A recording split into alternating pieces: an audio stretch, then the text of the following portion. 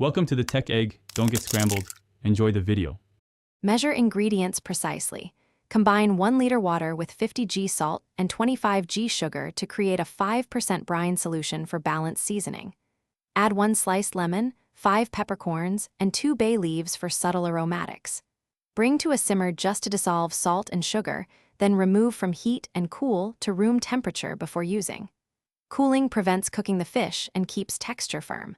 You now have a clarified, flavored brine ready for immediate use on fresh tuna steaks or fillets. Place tuna steaks or fillets into the cooled brine so they are fully submerged.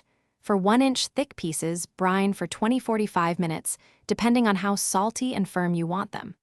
For whole, thicker fillets, you can increase time up to 2 hours, but do not exceed that limit to avoid oversalting. Always brine inside the refrigerator at 4 degrees C to prevent bacterial growth. Use a non-reactive container and weigh the fish down so it stays submerged for even seasoning and texture control. After brining, rinse tuna briefly under cold running water and pat dry with paper towels to remove surface salt and prevent overseasoning. Cook the tuna by searing, baking, or grilling until the internal temperature reaches 63 degrees C.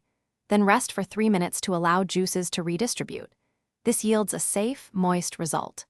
Store any cooked tuna in an airtight container in the refrigerator at 4 degrees C and use within 3 days. If you plan to freeze, wrap tightly and freeze for up to 3 months. Thanks for watching. Consider subscribing if I helped unscramble your problems.